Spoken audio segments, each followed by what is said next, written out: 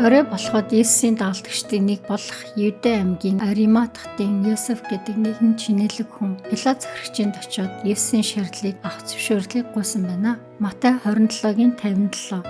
Ариматхтын баян чинэлэг Йосеф энэ хүний тухай Матай, Марк, Лукийн бичсэн номнуудаас харж болдог. Йоанны бичсэн номон дээр еврейчүүдийн ахлагч нараас айсандаа Иесусыг нууцаар дагаж үгийг нь анхааран сонсдог нууц дагалдагч болох тухай бичсэн байдаг. Иесусийн өөрийнх нь дагалдагч нар айн нуугдаж өөрсдийгөө илчлэгдэхээс болгоомжилж байх үед Йосеф нь Иесусийн цогцыг Понти Пилатаас гуйн авч Никодимтай хамтран еврейн зан заншлосоор үндсэтгэлтэйгээр оршуулсан том чулууг агуун үдэн дээр тавьсан хүмглээ. Йосеф Есүсийг дахин амилж тэр чулууг хөдөлгөн гарч ирэх болно гэдэгт итгэж байсан нэгэн. Түүний тухай энэ түүхийг бид тэр бүр анзаараад байдаггүй. Йосеф Есүсийг олонний өмнө нэр төртөө байх үед нь нуугдаж байсан хэдий хуурамчаар гүтгэгдэн цаазаар ахсныхан дараа өөрийгөө Есүсийн дагалдагчдын нэг гэдгийг илчилж тэрч байтугай энэ үйлдэлээсээ болж амь насаач алдаж болох эрсдэлтэй үйлдэлийг хийснээрээ Библиэд бидэнд танигдаагүй баатруудын нэг юм а.